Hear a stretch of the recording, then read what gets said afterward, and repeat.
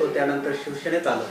1992 पासूनचा मी शिवसैनिक आहे आणि आत्ता ह्यावेळचा मी प्रभाग 9चा उमेदवार देखील आहे.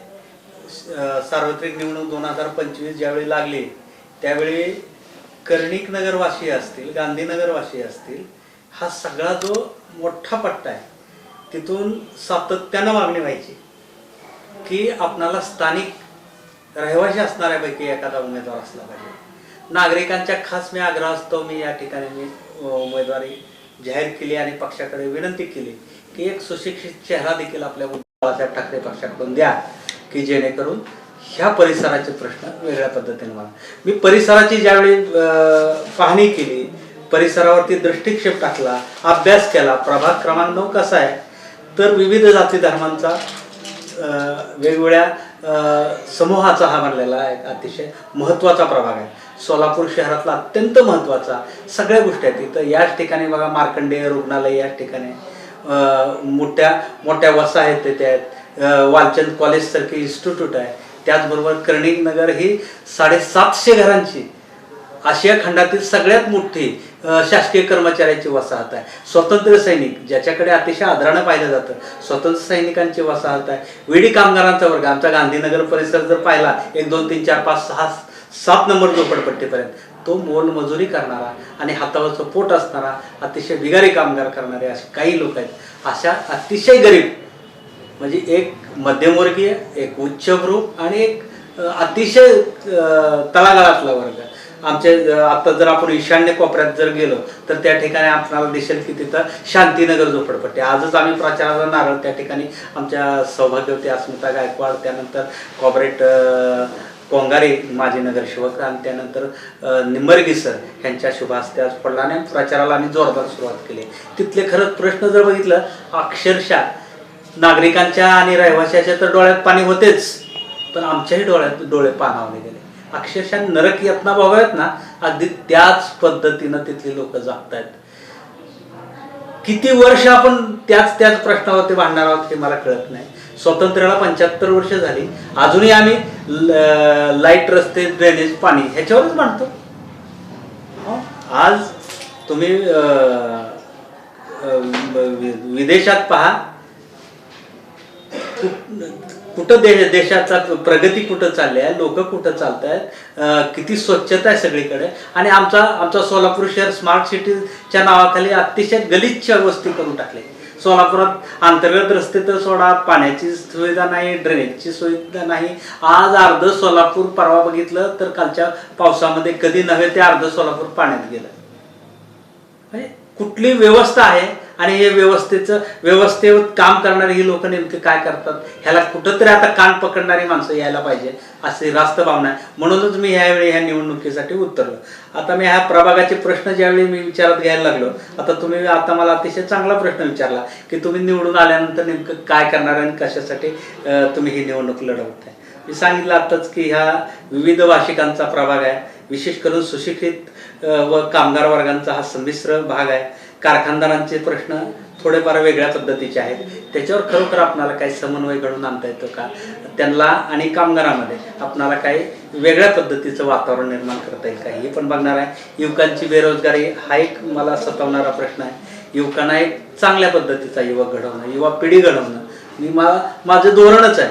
केवळ रस्ते, लाईट, विद्युत, पाणी ह्याच्या पलीकडे जाऊन आपण माणसातली माणुसकी जपावे आणि स्वाभिमानी युवकाची पिढी कशी उभा करता येईल ह्याच्यावर देखील माझा भर राहणार आहे. त्यानंतर कॉलेजच्या मुलामुलींशी निवासीचा प्रश्न आहे. इथं मोठं कॉलेज आहे, इथं इन्स्टिट्यूट आहे, त्या ठिकाणी बऱ्याच वेळा बघतो परवा एका युवकांची वगैरे आत्महत्या वगैरे झाली. खरोखर आपल्याला त्यांच्यावर समुपदेशन करणं किंवा त्यांना एक वेगळ्या पद्धतीचं वातावरण निर्माण करून दिलं. त्यांच्या अडीअडचणी असतील, आर्थिक काही सुविधा असतील, त्यांच्या खाण्यापिण्याच्या सुविधा असतील, त्याच्यावरही आपल्याला काय करता येईल का. गोरगरीब जे विद्यार्थी खेड्यापाड्यातून येत आहेत, इथं आमच्या इथं शासकीय तंत्रनिकेतन आहे, त्यानंतर वालचंद कॉलेज आहे, मोठे इन्स्टिट्यूट आहे, सगळ्या महत्त्वाच्या संस्था आहेत, शैक्षणिक संस्था आहेत. त्या ठिकाणी अनेक मुलं आमच्या कर्णिक नगर वसाहतीमध्ये भाड्याच्या स्वरूपात राहतात, सैनिक नगरमध्ये राहतात, पद्मनगरमध्ये राहतात. त्या मुलांना सुरक्षा, मुलींना सुरक्षा असेल तर त्याच्यावरती आपल्याला काय उपाययोजना करता येईल का, त्यासाठी मी देखील विचार करतोय. त्यानंतर ज्येष्ठ नागरिक आमच्या इथं खूप आहे. कर्णिक नगरला खरा प्रश्न आमचा ज्येष्ठ नागरिकांचा आहे. त्या ज्येष्ठ नागरिकांच्या प्रश्नावरती आपल्याला खरंच काय करता येईल.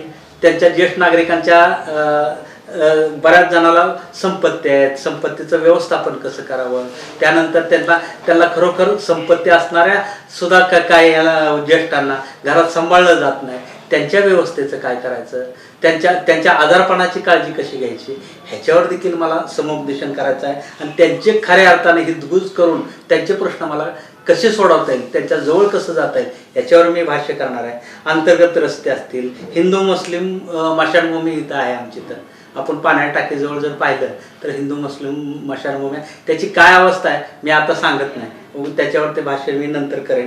परंतु अतिशय वेगळ्या पद्मशाली समाजाची मशानभूमी आहे, भावसार समाजाच्या ह्या मशानभूमीकडे देखील सुविधेसाठी मूलभूत ज्या सुविधा आहेत त्याच्यावर देखील लक्ष वेधण्याची गरज आहे. त्यानंतर सगळ्यात महत्त्वाचा आणि कळीचा मुद्दा जर आमच्या इथं काय असेल तर जड वाहतुकीचा प्रश्न. त्याच्यामध्ये अनेक बळी ह्याच रस्त्यावरती घेतले गेले, आमच्याच प्रभागात घेतले गेलेले आहेत. त्याच्यावरती मला खूप काम करायचं आहे आणि त्याच्यावरती आपल्याला हा वाहतुकीचा प्रश्न खऱ्या अर्थानं कसा धसाला लावायचा ह्याच्यावर देखील मी अभ्यासपूर्ण विवेचन करणार आहे. आणि पुढील काळात माझे हे ध्येयधोरण असणार आहे की कुठल्याही परिस्थितीत हा जड वाहतुकीचा प्रश्न हा निकाली कसा निघेल ह्याच्यावर मी काम करणार आहे. त्यानंतर जातीय सलोखा खरोखर ही सगळ्यात महत्त्वाचं आहे. आपण कालची वर्तमानपत्र वाचले असतील, ह्या 2-3 दिवसातले काय अवस्था आहे. खरोखर सर्वसामान्य माणसाला वाटतं का मी सुरक्षित आहे, आमच्या मुली बाहेर गेल्या तर ते घरात येताना सुरक्षित येतील असे कोण हमी देऊ शकतंय का. कायदा सुव्यवस्था कुठं आहे, सुरक्षा यंत्रणा कुठं आहे. खरोखर अतिशय किळसवाणे प्रकार सुरू आहेत. सोलापूरची अवस्था 92च्या पूर्वी जी अवस्था होती त्याच्याही बक्काला अवस्था होत्या. असं सोलापूरचं वातावरण नव्हतंच. ती अवस्था आम्हाला आज करून देत आहे. त्या सोलापूरच्या व्यवस्थेवरती तुम्ही असं जर कुठलीही गोष्ट हिसकावून घ्यायला लागला ना, एक दिवस असा मोठा उद्रेक होईल आणि मोठ्या प्रमाणात जनता रस्त्यावर उतरेल. आणि निश्चितपणानं सांगतो, आज तुम्ही ज्या पद्धतीनं वागतायत किंवा भाजप किंवा शासकीय यंत्रणा असेल किंवा ही सत्ताधारी मंडळी असतील, ज्या पद्धतीनं वागताय ना, एक दिवस जनतेचा उद्रेक तुम्हाला पाहायला मिळेल. आणि त्यानंतरची परिस्थिती आवाक्याच्या बाहेर असेल. ही कुठं तर पाहिलं पाहिजे. संविधानाने काही मूलभूत अधिकार दिलेत त्याच्यावरती कोण बोलत नाही. बरं, भाजपवाल्यांनी काय बोलायला पाहिजे, सत्ताधाऱ्यांनी मी विकास कामं काय केली त्या विकास कामावरती मतं मागायला पाहिजे. तुम्ही उमेदवार पळवता, यंत्रणेमध्ये गफलत करता, हायजॅक करता यंत्रणा आणि त्याच्यावरती जिंकता. ही लोकशाही आहे.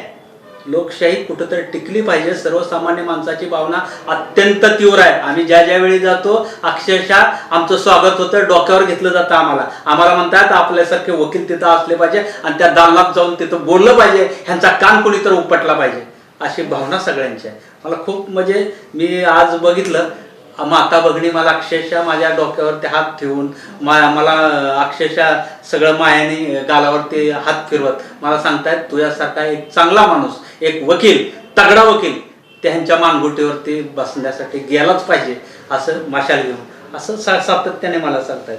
मी त्यानंतर मला गांधीनगर झोपडपट्टीवासियांचे प्रश्न मला भेडसावत आहेत. 256 गाळ्यातल्या लोकांचा नागरिक प्रश्न आहे, त्याच्यावरती मला भर द्यायचा आहे. त्यानंतर सगळ्यात महत्त्वाचं मला ह्या परिसरात काही भूखंड आहेत ते आरक्षित विशिष्ट कामाकरता, सार्वजनिक सुविधा करता ते भूखंड आरक्षित करण्यात आलेले. ते भूखंड त्याच कारणासाठी गेले पाहिजे, नागरिकांच्या हितासाठीच वापरले पाहिजे. ह्यासाठी देखील माझा अट्टास असणार आहे. आणि त्या भूखंडाची सुरक्षितता असेल आणि त्या भूखंडाची त्या कामासाठी सुधारणा, विकसनशीलता ती कशी करता येईल त्यासाठी देखील माझा प्रयत्न आहे. त्यानंतर रहिवाशांना ज्या मूलभूत सुविधा आहे त्या देखील भरून देणार आहे. त्याचबरोबर प्लेग्राऊंड, चिल्ड्रन पार्क, बगीचा ह्याच्यावर देखील माझं काम राहणार आहे. ही सगळी कामं म्हणजे फार माझ्या आवाक्यातले आहेत. मी काय म्हटलं नाही की ताजमहाल बांधून देतो किंवा मी म्हटलं नाही की सगळ्याची गरिबी हटवतो, परंतु माझ्या आवाक्यातली, माझ्या सद्विवेक बुद्धीला आणि शासन यंत्रणेतून काय करता येईल ह्या सगळ्या संकल्पना मी निश्चितपणानं मी निवडून आल्यानंतर करणार आहे. यात तिळमात्र शंका. तर सरांनी आता आपल्याला बहुमोल असं मार्गदर्शन केलेलं आहे की प्रभागात मूलभूत सुविधा कुठली नाहीये. त्यानंतर प्रभाग विकास, प्रभागातील विविध घटक, विद्यार्थी असू. मतदारांना कळकळीची माझी विनंती आहे, तुम्ही मतदानाला जाताना जात, भेद, धर्म, पंथ ह्याच्याही पलीकडे जा. माणसातली माणुसकी जपा. माणूस म्हणून आपल्या हक्केला ओ देणारा सेवक आपणाला निवडायचा आहे. राष्ट्रीय पातळीवरची निवडणूक वेगळी आणि स्थानिक भागातली निवडणूक वेगळी. ही जी आता स्थानिक स्वराज्य संस्थाची निवडणूक आहे, आपल्या घरातला, आपल्या हक्काचा, आपल्या जवळचा, आपल्या हिताचा आणि आपल्या हक्केला ओ देणारा असा एक सेवक हे या ठिकाणी निवडायचा असतो आणि तो तुम्ही निवडावा. मी तुमच्याशी प्रामाणिकपणे बांधलेला आहे आणि निश्चितपणानं सांगतो, मी जेवढं बोललो तेवढं एकही प्रश्न शिल्लक माझ्या 5 वर्षात ठेवणार नाही ही ग्वाही देतो. धन्यवाद. थँक्यू. धन्यवाद सर.